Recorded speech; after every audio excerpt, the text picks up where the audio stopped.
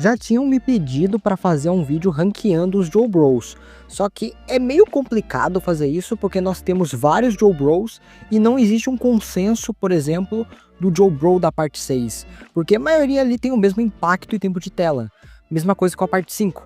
O Joe Bro é o Bruno, que aparece mais, ou o Mista, que é mais próximo do Giorno. Fica ao seu critério. Por isso, nesse vídeo eu resolvi pegar uma tier list que abrange mais personagens e analisar os Joe Bros a partir daí. Eu sou o Rick, deixa o like, se inscreve pra ajudar e bora lá falar sobre os Joe Bros de Jojo. Enfim, então aqui as categorias, os Joe Bros aqui. Essa lista na verdade tem até alguns personagens que eu nem consideraria direito o Joe Bro, por exemplo o Wicca Pipo, tá ligado? Mas tá aqui, então eu vou considerar na hora de analisar. E é isso aí. Eu botei apenas 4 categorias, porque pra mim, por exemplo, não tem nenhum Joe Bro que seja horrível, tá ligado? Muito ruim pra ter uma 5ª categoria. Então, o próprio Oh No é tipo, no máximo, um ruim, tá ligado? Seria mais um meh, tá ligado? Um Joe Bro que é meh, tá ligado? Não é muito bom lá, mas, pô, não é um lixo, tá ligado? Eu pelo menos, não considero nenhum dos personagens aqui um lixo. Mas eu vou deixar o Oh No aqui porque é mais engraçadinho. E começando o Will Zeppeli. Cara, o Will Zeppeli, eu vou botar o No, porque ele disputa com muitos personagens que podem ser considerados bons e que são muito melhores que ele. Então pra mim ele fica no No. Mas ele não é um personagem terrível, sabe? Pra mim o que falta nele é realmente tempo de tela, é mais lutas, é mais momentos, porque o backstory dele é legalzinho, ele é carismático, ele é engraçado, ele é estranho. Então ele tem várias características que eu considero importantes em um Joe Bro. Mas faltou mesmo ele ser mais marcante, tá ligado? E eu acho que isso se deve muito porque ele é um personagem que a introdução dele é muito legal, a conclusão dele é muito legal, mas o meio dele é meio foda-se, tá ligado? Então, vou deixar aqui. Já o Speedwagon, eu já acho mais interessante, porque embora ele seja mais irritante no sentido de que ele fica descrevendo tudo que acontece, pô, o Speedwagon, ele é muito icônico, cara. E ele é muito útil, tá? O pessoal usou que, o Speedwagon é inútil. Não é, mano. Na parte 1 mesmo, ele salva o Jonathan ali contra o Dio e depois salva o Zeppeli. E por mais que o resto da parte ele fique apenas de penetra, pô. Mano, é o Speedwagon, mano. Perdoa o cara, ele é muito foda. E se a gente for considerar, né, as partes seguintes, não tem nem o que falar, né? O Speedwagon, ele é importante até o final da parte 6, tá ligado? É um personagem que ele pode morrer, que a herança que ele deixou no universo é muito maior do que apenas a participação dele na parte 1. Então, aqui é justíssimo. Porra, mano, isso aqui é meio complicado de analisar, não vou mentir, mas se eu falar pra vocês que o Stromheim não é um personagem ruim, vocês vão me crucificar? Eu vou deixar ele no No, porque eu também não acho nada demais ao ponto de, pô, tá do lado do Speedwagon, tá ligado? É meio criminoso, na verdade, ele tá até do lado do Zeppeli. Mas como personagem, pô, ele é carismático, mano, ele tem um carisma dele, tá ligado? Ele é engraçado e ele é útil, tá ligado? E é um personagem que faz sentido para aquele contexto da história. Mas é meio sus. E ele também não é nada demais, né? Eu não vou ficar aqui, porra, mano. O Stromheim é um baita personagem, porque, sinceramente, isso é red flag, tá? Vai ficar aqui. Mas ele é facilmente um personagem bom, tá? Vou deixar aqui mais por desencargo de consciência. Caesar. O Caesar é talvez o primeiro grande Joe Bro de Jojo. Porque o Speedwagon é carismático ali, ok? Mas o Caesar, ele é realmente um brother em igualdade com o Joseph. E eu gosto muito disso, eu gosto muito da amizade deles, e eu gosto que eles são, tipo, muito marrentos um com o outro. Aqui, por exemplo, a última interação que o Joseph tem com o Caesar vivo, é eles brigando, tá ligado? Eles são esse tipo de personagem e eu gosto muito disso, como a amizade deles supera isso, né? Tanto que, embora eles tenham brigado, a última ação em vida do Caesar é pelo bem do Joseph. E ele é um personagem com um poder muito legal. Os meus poderes de Ramon favoritos são os de bolha do Caesar, então é muito interessante ver esse personagem em luta. Pra mim, a melhor batalha das partes 1 e 2 é Caesar contra o Amu. Então, ele já ganha muitos pontos comigo por causa disso. E a conclusão do personagem é muito foda. Então eu não acho que ele chega a ser Orá, tá ligado? Mas ele é um bom personagem, tá ligado? Ele é entre os melhores do bom e os piores do Orá. Mas eu vou deixar aqui porque a régua é alta. Shigeshi, mano. Eu ia fazer em ordem, mas já que o Shigeshi tá aqui... Mano, o Shigeshi é complicado, cara.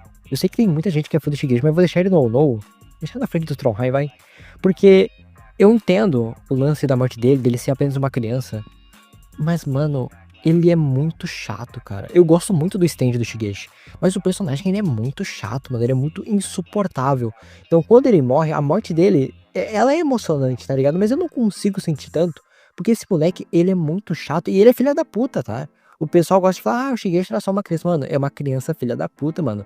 Ele deixou ele deixou o Josuke e o Okuyasu bêbados e queria matar eles, mano. Não sei se vocês lembram, mas esse filho da puta, ele tenta deixar o Josuke cego, mano. Então, eu entendo o lance da morte dele, eu entendo o lance dele ser uma criança, mas não gosto do personagem, tá ligado? Vou deixar ele aqui. Agora o Kakyoin, mano. O Kakyoin, ele é complicado.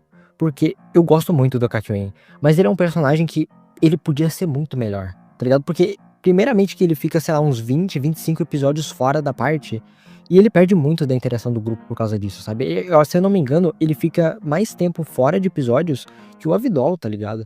Então, é um personagem que em determinado ponto, tu nem lembra que ele existe. Isso é muito triste, tá? Porque eu gosto muito do Kakyoin. Fora que, tipo, mano, o Emerald Splash é um dos stands mais broxas de Joe Bro, tá ligado? Porque ele tem um poder em tese maneiro, eu até gosto das esmeraldas, mas é muito inútil, tá ligado? Ele tem a luta ali com o Death 13, que ele é muito foda, mas tirando isso, são poucos os momentos que o Kakyoin se sobressai, tá ligado? O que salva muito o Kakyoin é o quê? É a conclusão, mano. Que a conclusão do Kakyoin é pra tá aqui, tá ligado? É pra tá aqui. Mas eu acho que ele realmente ele fica devendo um pouco de personagem, por mais que eu goste muito dele, tá? Mas eu acho que ele fica muito tempo sendo nada, e por isso ele fica aqui.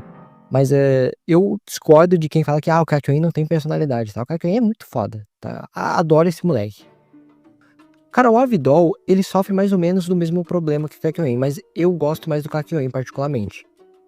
É um personagem que eu acho que o Araki ele teve que nerfar muito ele, porque o stand dele era tão forte que ele podia fazer qualquer coisa envolvendo fogo. Então, às vezes tem umas situações que tu pensa, pô, mano, o Avidol podia ser muito útil aqui.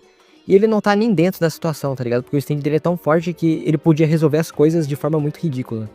Infelizmente, é um personagem que também ele acaba deixando a desejar, porque ele é carismático, mas além de ser carismático, ele não tem muita coisa. Vai ficar aqui porque, como eu disse, ele é carismático, o stand dele é foda e tem bons momentos. Mas é o mesmo lance do Kakyoin, sabe? Eu acho que ele podia ter sido mais. E aqui chegamos, né, no primeiro Gold.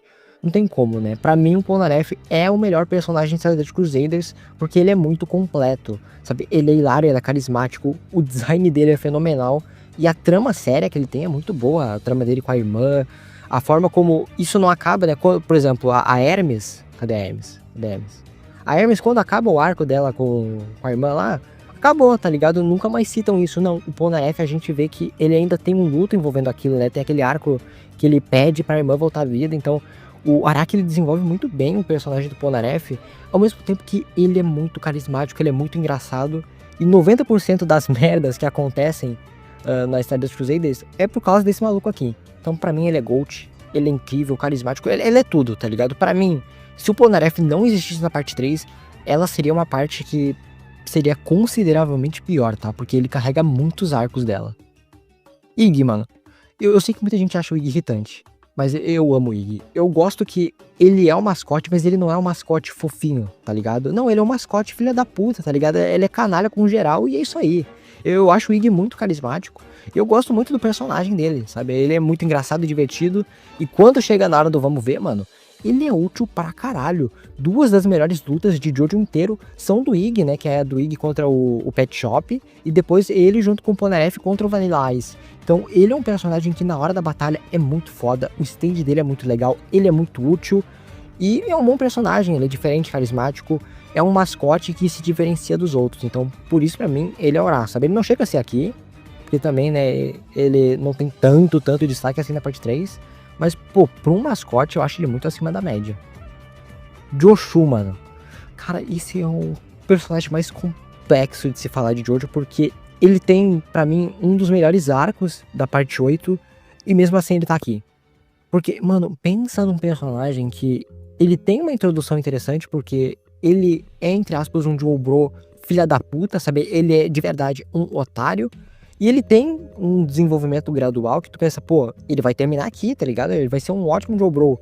Mas no final, quando ele vai ter o grande desenvolvimento dele, ele volta a merda, sabe? E a conclusão do Joshu é muito broxa, sabe? É um personagem que ele começa a beta, termina a beta, e é isso aí, sabe? Eu senti que o Araki, ele tava construindo um desenvolvimento interessante pro personagem, ele é útil na reta final, Mas quando chega na hora do vamos ver, mano, ele é estúpido demais, tá ligado? Não tem como defender o Joshua. E eu gosto muito do stand dele, tá? Pra mim tá no top 5 stands da parte 8, é o stand do Joshua. Mas que personagem complicado, tá ligado? Eu acho que o Araki errou muito a mão nele, tá? Dos Joe Bros recentes, eu acho que ele é o que mais falhou, porque ele tem muito mais conteúdo que o Zeppelin, ele tem muito mais características interessantes, mas a conclusão dele é muito podre, sabe? Não consigo defender. Diferente dessa aqui. A Yasuho é simplesmente, pelo menos pra mim, a melhor personagem feminina de Jojo. O Araki conseguiu construir extremamente bem ela tem um drama muito forte com a ausência do pai, um jeito que a mãe dela trata ela, e a relação dela com o Josuke é uma das melhores relações de Jojo inteiro. Eu gosto muito como o Araki conseguiu fazer ela ser uma personagem útil, sendo que ela não tem um stand de batalha, tá ligado? E é meio complicado fazer isso. Mas não, mano, sei lá, pelo menos em 1/3 dos arcos da parte 8, ela é MVP, tá ligado? Ela é muito útil. E fora isso, mano, eu acho ela muito carismática, muito engraçada. Pra mim, talvez a pior coisa envolvendo a Yasuho é a relação dela com o Joshua, porque é muito podre. Mas isso é mais por parte do Joshua do que por ela. Porque, pô, mano, na parte 8, no final da parte 8, quem viu sabe, mano, essa mina é muito foda mesmo. O Ikapipo eu não considero Joe Bro não, tá, mas vai ficar aqui, sabe, ele é um bom personagem, ele é interessante, ele é bem escrito, mas ele não tem relação com o Johnny, tá ligado? Talvez se considerar, né, um Joe Bro do Gyro, aí ele sobe no conceito, sabe, ele chega perto daqui.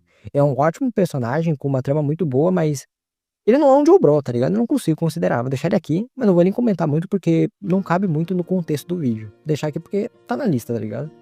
Agora falando do Gyro, talvez não seja o melhor Joe Bro de Jojo. Talvez ele seja o melhor personagem. Ele é extremamente foda e é um personagem que tem as melhores estratégias. Porque embora as Steel Balls, né, sejam fortes, né? Pô, sei lá, tu vai pegar o Anasui, tu vai pegar o Eder, tu vai pegar a Hermes. Pô, eles têm stands muito mais fortes do que a Steel Ball do Gyro. E mesmo assim, o Gyro, ele tem você tem um sentimento de importância dele que, mano, o Jotaro não tem. Tá, vou ser sincero, eu confio mais no Gyro do que no Jotaro, porque ele é muito foda e é um personagem que a cada arco de Starlight Crusader, não, cada arco de Steel Ball Run, ele cresce, ele evolui e se desenvolve, mano. É um personagem completo. Ele e o Johnny e o Josuke da parte 8 são, tipo, os melhores personagens de Jojo, tá? Falando sério. E ele vai ficar aqui, não vai sair do topo. Seria justo até eu rebaixar geral aqui, porque o Gyro ele merece uma categoria só pra ele, mas eu não vou fazer isso. Ele é muito foda.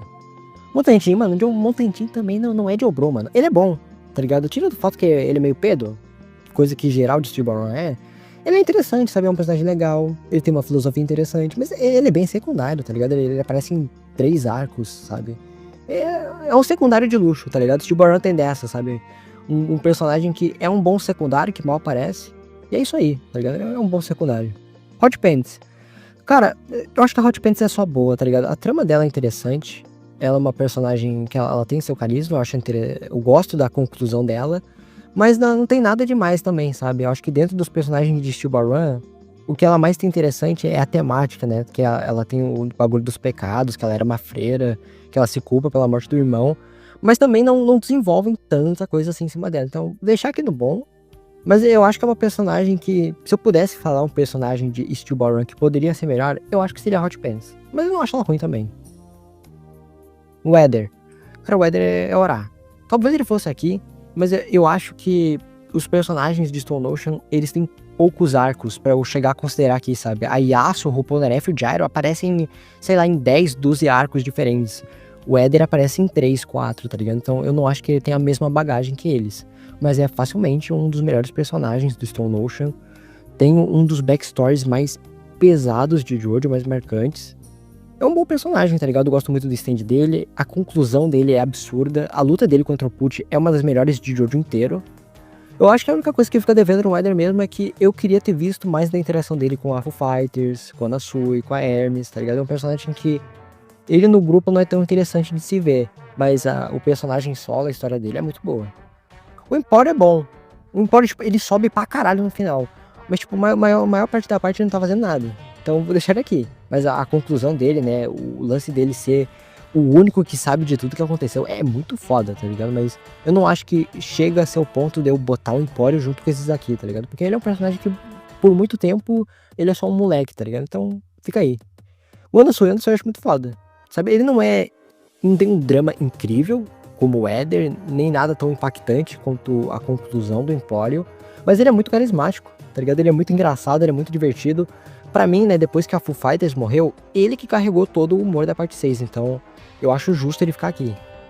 Foo Fighters, mano, Foo Fighters é orar, mano. Embora, né, ela suma muito cedo da história, ela morra muito cedo, pô, ela é a personagem de longe, a mais engraçada, a mais bizarra, a mais divertida do grupo, então é justo ficar aqui. Eu gosto da trama dela, né, o lance dela ser um Plankton, dela encontrar nesse lance de amizade com a Jolene.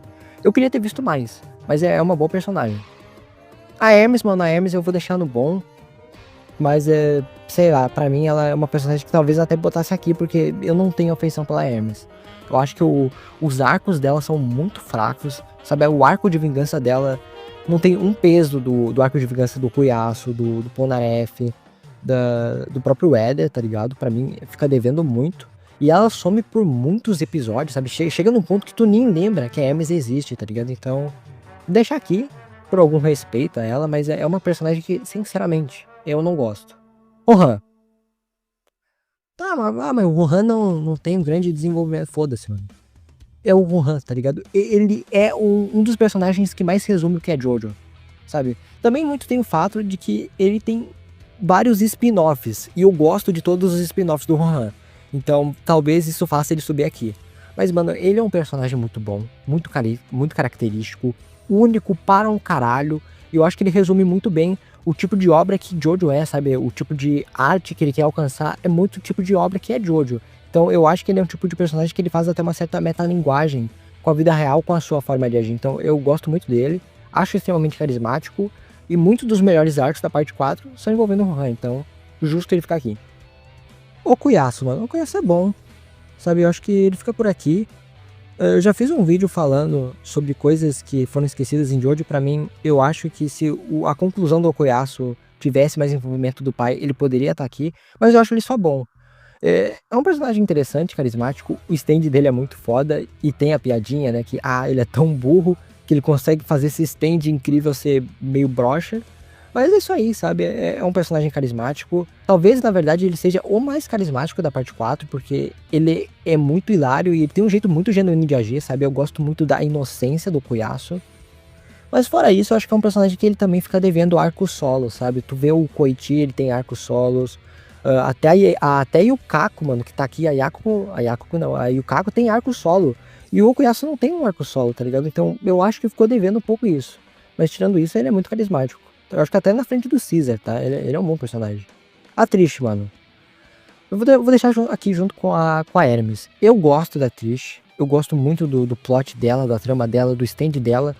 Mas é um fato, né? É uma personagem que poderia ter sido muito mais do que foi.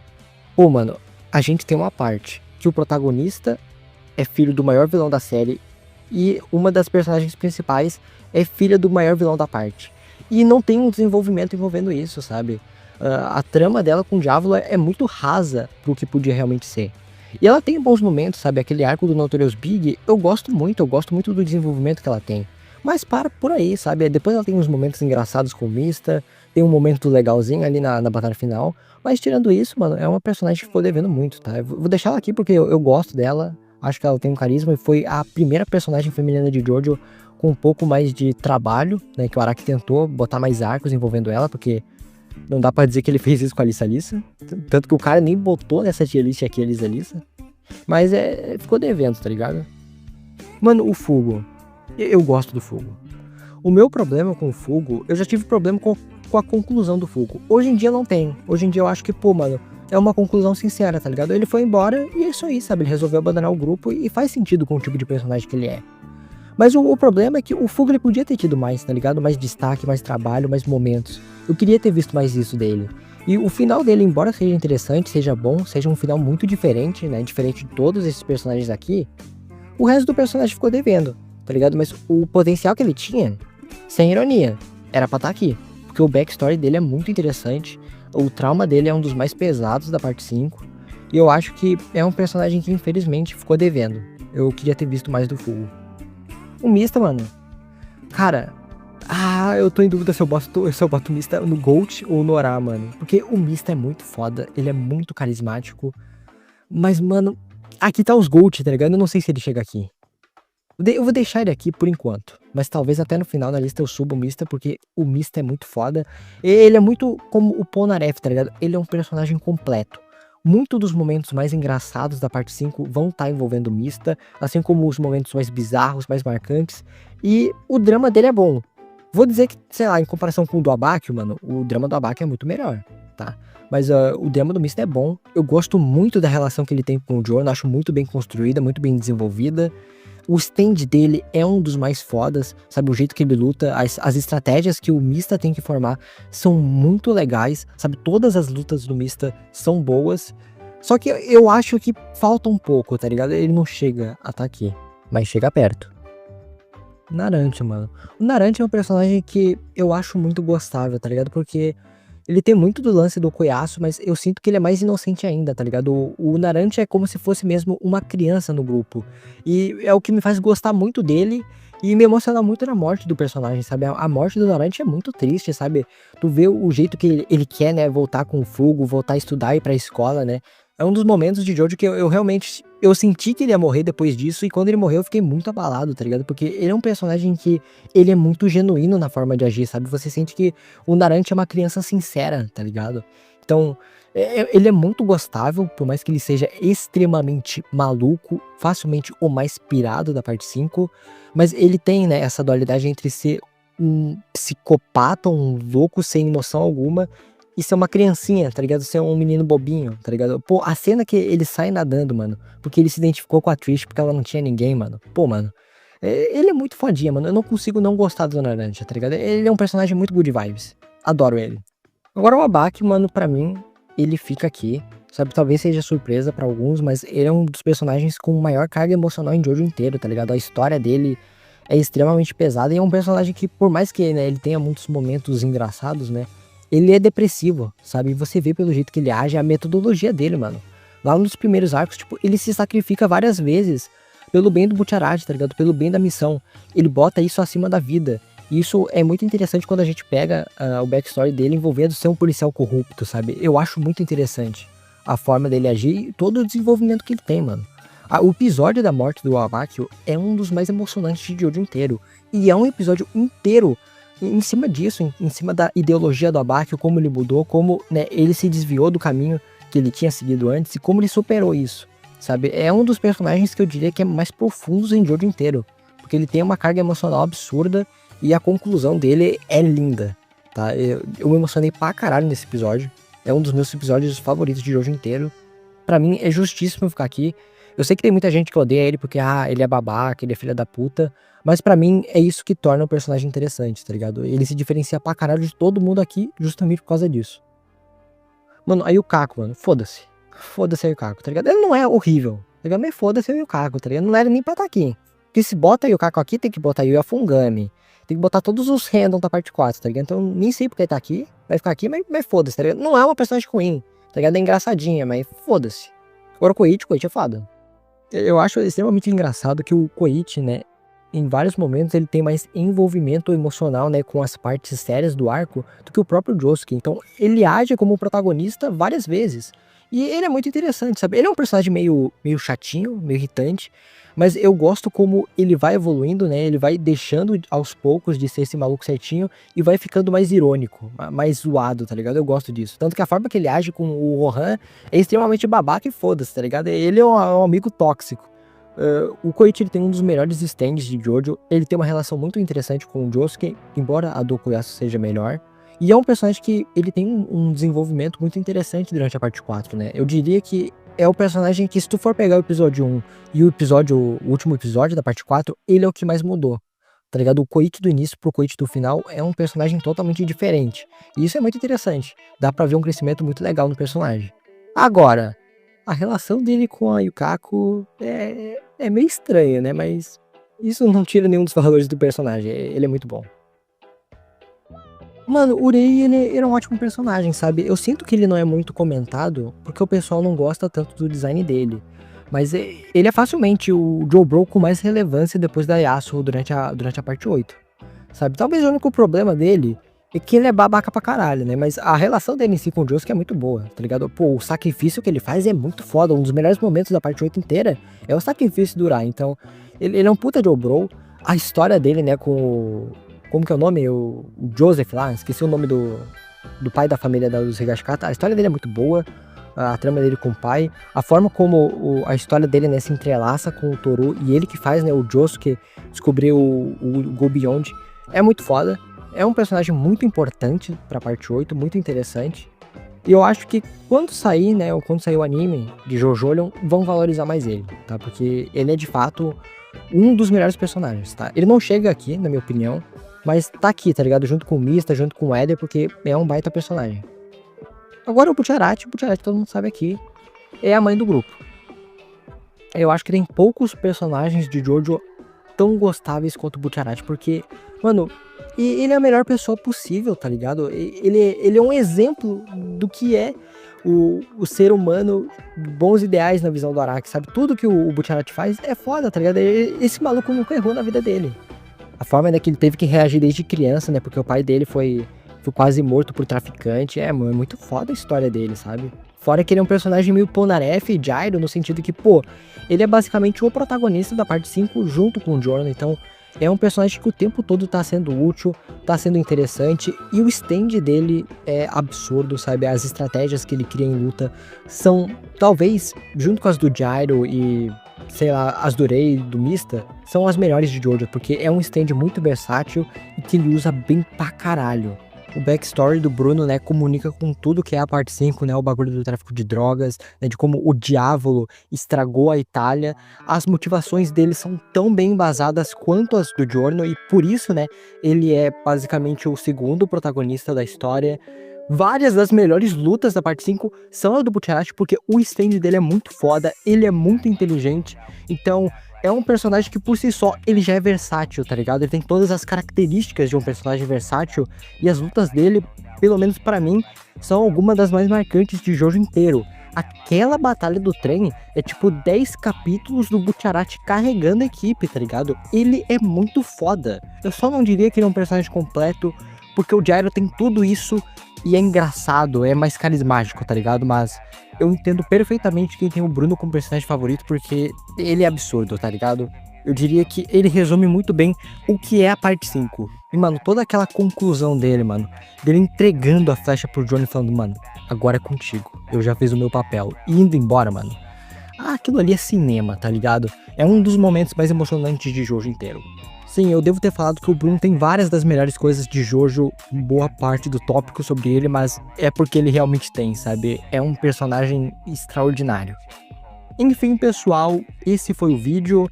Eu não foquei tanto em argumentar precisamente sobre os personagens, né? Porque é um vídeo de tier list, né? Eu vou comentar as características deles bem rápido e é isso aí. A tier list eu não achei tão boa, mas eu tava com preguiça de fazer a minha própria, então essa aqui foi a que eu considerei que conseguiu reunir mais personagens que eu considero JoBro, e sinceramente ela serve pro vídeo.